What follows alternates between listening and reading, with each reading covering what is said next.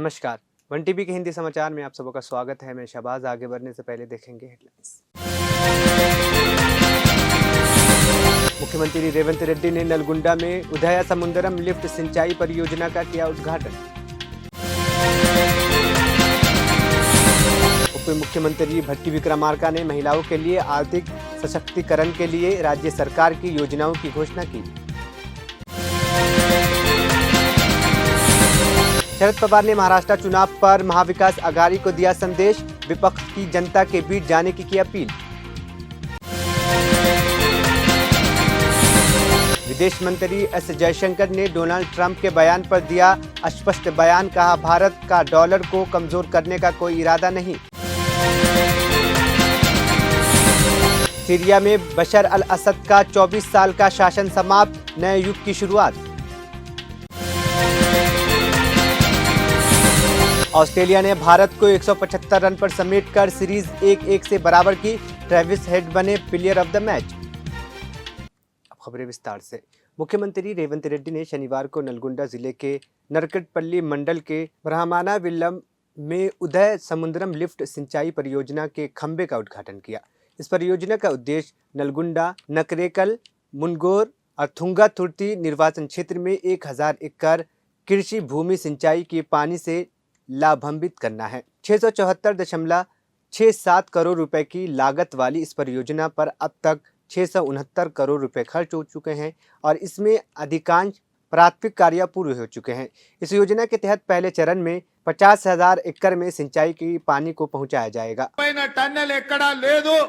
Tunnel bore machine ద్వారా అత్యంత అధునాతనమైన సాంకేతిక నైపుణ్యంతోని ఆ టన్నెల్ ను పూర్తి చేసి నల్గొండ జిల్లాకు దాదాపుగా 3.5 లక్షల ఎకరాలకు నీళ్లు ఇవ్వడమే కాకుండా 500 పైగా గ్రామాలకు తాగునీటిని ఇవ్వడం ద్వారా శాశ్వతంగా ఫ్లోరైడ్ మహమ్మారిని పాతి పెట్టాలి అని ఆనాడు ప్రణాళికలు సిద్ధం చేశారు। కోమటిరెడ్డి వెంకటరెడ్డి సొంత ఊరు సుఖేందర్ రెడ్డి గారి ఊరికి కూతవేటు దూరంలో ఉన్న బ్రాహ్మణవెల్లి ప్రాజెక్టును పూర్తి చేసి 1,00,000 ఎకరాలకు నీళ్లు ఇవ్వడం ద్వారా ఆ ప్రాంతాన్ని కూడా సస్యశ్యామలం చేయాలని ఉమ్మడి రాష్ట్రంలో వైఎస్ఆర్ నుంచి మంజూరు చేసుకున్న ప్రాజెక్టులు 10 సంవత్సరాల తెలంగాణ చంద్రశేఖరరావు పరిపాలనలో ఆ ప్రాజెక్టులు పూర్తి కాలేదు। ఉమ్మడి రాష్ట్రంలో సమైక్య పాలనలో జరిగిన అన్యాయం కంటే చంద్రశేఖరరావు గారి పరిపాలనలో నల్గొండ జిల్లా నిర్లక్ష్యానికి లోనైంది, అభివృద్ధిని నోచుకోలేదు। అందుకే మిత్రులారా, ఈరోజు డిసెంబర్ 7, 2024 మొదటి సంవత్సరం పూర్తి చేసుకుంటున్న సందర్భంలో మీ ఆశీర్వాదంతో నల్గొండ జిల్లాలో 12 అసెంబ్లీలలో 11 గెలిపించి 2 పార్లమెంట్లలో కుందూరు రఘువీర్ గారిని, చామల కిరణ్ రెడ్డి గారిని పార్లమెంటు సభ్యులుగా అత్యధిక మెజారిటీ, దక్షిణ భారతదేశంలోనే అత్యధిక మెజారిటీని ఇవ్వడం ద్వారా ఈ నల్లగొండ గడ్డ మీద 3 రంగుల జెండానే ఎగురుతుంది। మీ భుజాలు కాయలు కాసేలా ఈ జెండాను మోస్తాం, అవసరమైతే ఊపిరైనా వదులుతాం, కానీ కాంగ్రెస్ పార్టీ జెండాను వదలము అని నిరూపించిన వీర సైనికులు కాంగ్రెస్ పార్టీ కార్యకర్తలు ఈ నల్గొండ గడ్డ మీద ఉన్నారు।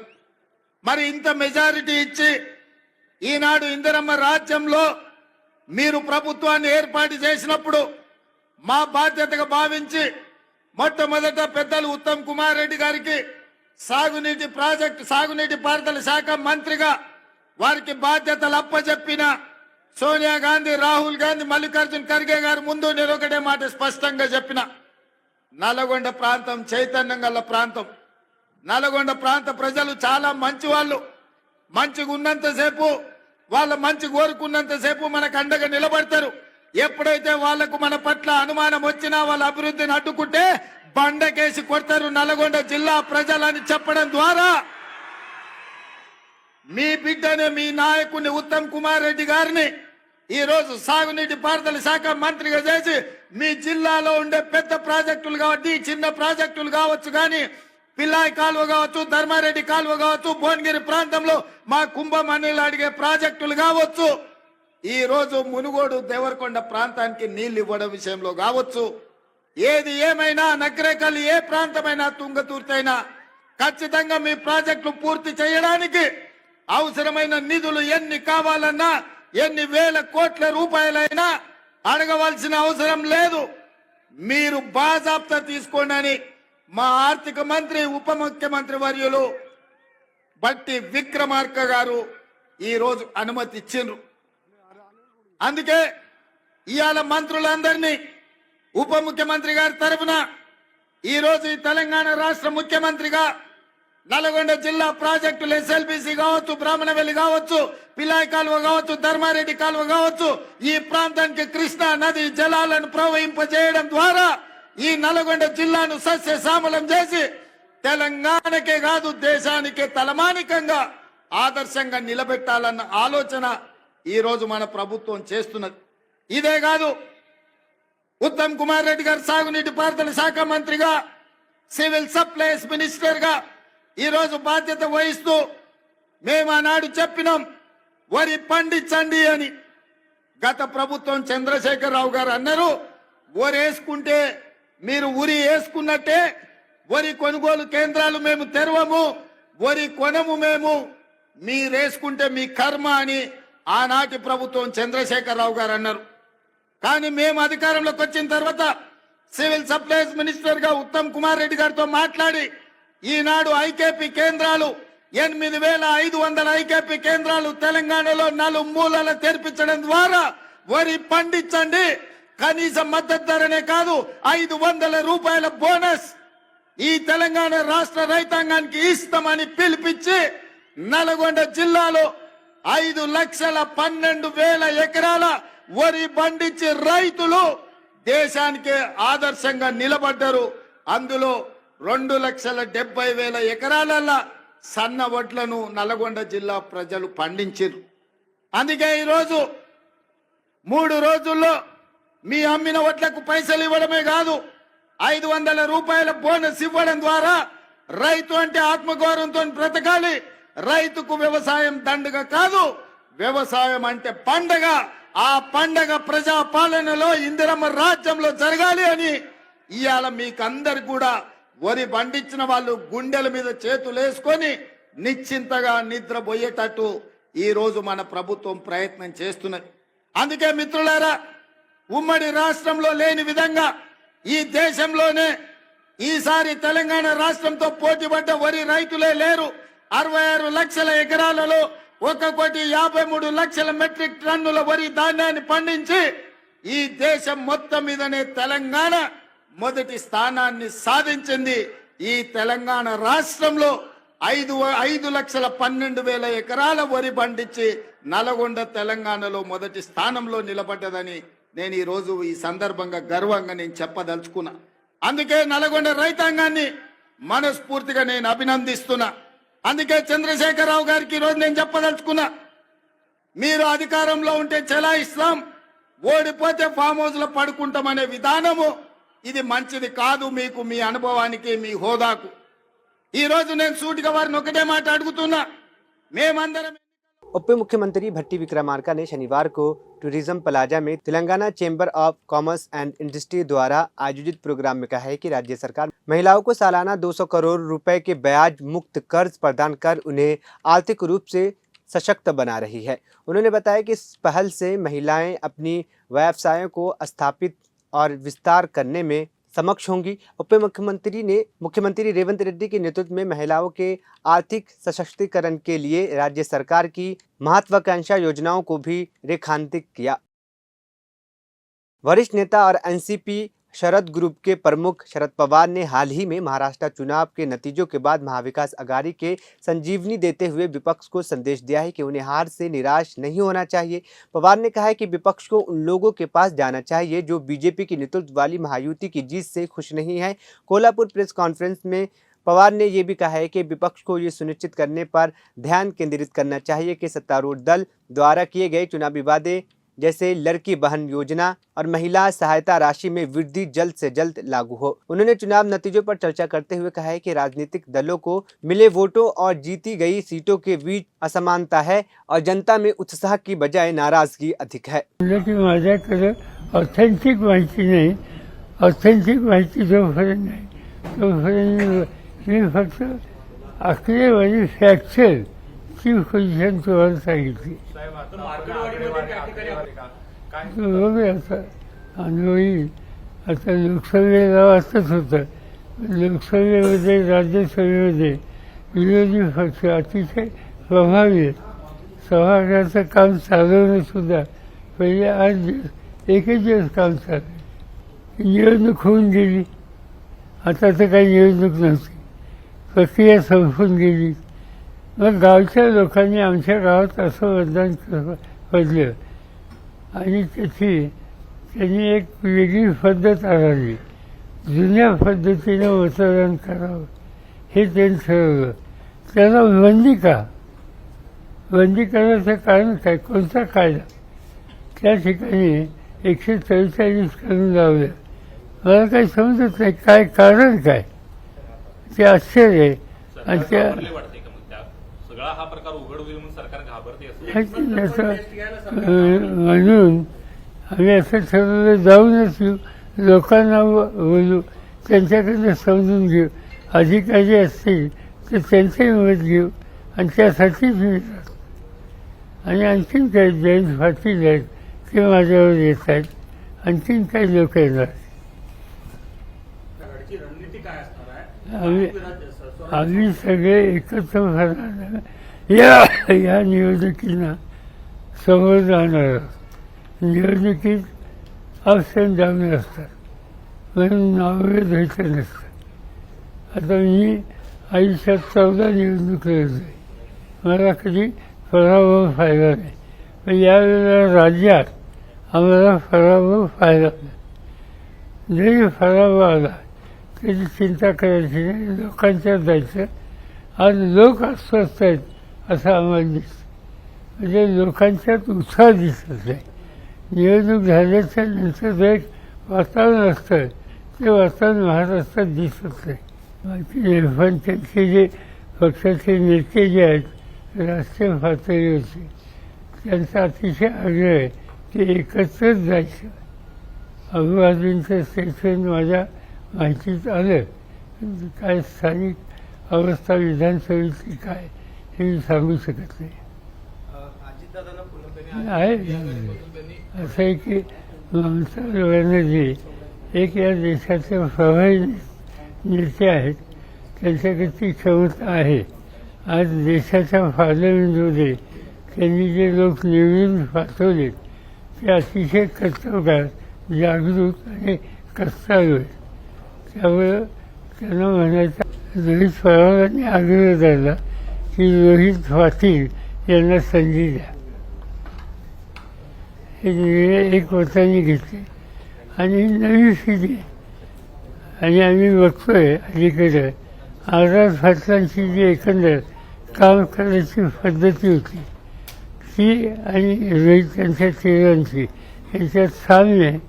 आम्हाला असं वाटतं की या उद्याच्यामध्ये पोटेन्शियल आहे. आपण त्यांना प्रोत्साहित करावं. असं एक खिशातलं काय पडलं हे सांगता येत नाही. हे जे आहेत त्यांची सीट होती ती देशातले एक निष्णात वकील आहेत. पार्लमेंटमधले अत्यंत प्रभावी सदस्य आहेत आणि त्यांच्या दृष्टीने ही रक्कम म्हणजे तुम्हाला त्यांची प्रॅक्टिस काय माहीत नाही त्यामुळे तुम्ही प्रश्न विचारला. त्यांच्या दृष्टीने ही रक्कम काही महत्त्वाची नाही. पण एवढी मोठी रक्कम तिथे येते कशी, यांच्यात खुर्चीच्या खाली पडते कशी, या सगळ्याची चौकशी झाली पाहिजे. एसपी प्रमुख शरद पवार के बयान पर प्रतिक्रिया देते हुए कांग्रेस सांसद प्रियंका गांधी वाड्रा के पति रॉबर्ट वाड्रा ने कहा है कि भारत गठबंधन एक मजबूत विपक्ष है जिसकी देश को सख्त जरूरत है. उन्होंने अपने एक बयान में कहा है कि इंडिया गठबंधन के सभी नेता मजबूत हैं और जो भी नेता उभर कर सामने आए हैं वह देश की प्रगति के लिए फायदेमंद होगा. रॉबर्ट वाड्रा ने यह बयान महाराष्ट्र चुनाव में कांग्रेस के प्रदर्शन के बाद नेतृत्व को लेकर चल रही बयानबाजी के बाद दिया है. देखिए, मैं तो इंडिया अलायंस में जरूर बिलीव करता हूं. मुझे भरोसा है और जो मैंने कहा हमेशा मेरा अनुभव है लोगों के बीच में बहुत खुश हैं कि जब ये अलायंस एक गठबंधन बना है वो एक स्ट्रांग ऑपोजिशन के तरीके से बना है। जो देश को जरूरत है, पार्लियामेंट में जरूरत है कि तभी सवाल पूछे जा सकते हैं सरकार से, या जो भी बिल पास करेंगे वो जरूर कांग्रेस या अलग अलग पार्टी जो है, इंडिया गठबंधन है, उनसे पूछा जाएगा, उनको साथ लिया जाएगा और इकट्ठे वो बिल्स को पास किया जाएगा जो किसानों के हित में है, जो देश के लोगों के, जनता के हित में हो। तो मुझे लग रहा है कि अगर गठबंधन स्ट्रांग रहेगा, मजबूत रहेगा, तो जरूर हर स्टेट में जीत हो सकती है और बीजेपी को हराया जा सकता है। जरूर बहुत लीडर्स हैं इंडिया गठबंधन में जिन्होंने सरकार चलाई है, और उनका भी खुद अनुभव है कि देश में सेक्युलर गवर्नमेंट, जैसे अगर कोई सरकार बोलती है कि बटेंगे और कटेंगे और इस तरीके की बात करेंगे तो कोई देश भर में कोई प्रगति नहीं होगी। तो मुझे लग रहा है इंडिया गठबंधन के जितने भी आप देखेंगे पार्टी हैं जो इकट्ठे हुए हैं, वो जरूर उनमें ये मजबूत है, एक ऑपोजिशन है, स्ट्रांग ऑपोजिशन है, और जो भी लीडर वहां से उभर के आएंगे वो देश के लिए प्रगति की तरफ ही होगा। तो जरूर मैं तो सहमत हूं, कोई भी वहां के लीडर अगर वहां लीड करना चाहेंगे इंडिया गठबंधन को तो अच्छी बात हो। विदेश मंत्री एस जयशंकर ने अमेरिका के नवनिर्वाचित राष्ट्रपति डोनाल्ड ट्रंप के बयान पर प्रतिक्रिया देते हुए स्पष्ट किया है कि भारत का डॉलर को कमजोर करने का कोई इरादा नहीं है। ट्रंप ने ब्रिक्स देशों को चेतावनी दी थी कि वह डॉलर के मुकाबले नई मुद्रा नहीं बनाएंगे, अन्यथा 100% टैरिफ लगाया जाएगा। दोहा फॉर्म में पैनल चर्चा के दौरान जयशंकर ने कहा है कि भारत कभी भी डीलॉन्ड्रीकरण में शामिल नहीं रहा है और फिलहाल ब्रिक्स मुद्रा बनाने का कोई प्रस्ताव नहीं है। उन्होंने ये भी कहा है कि ब्रिक्स देशों का इस मुद्दे पर अलग अलग रुख हो सकता है। Yes, there were some issues, mostly trade-related issues, but there were a whole lot of issues on which actually President Trump was very international. He was very forward-leaning, and I remind people that it was actually under Trump that the Quad was restarted.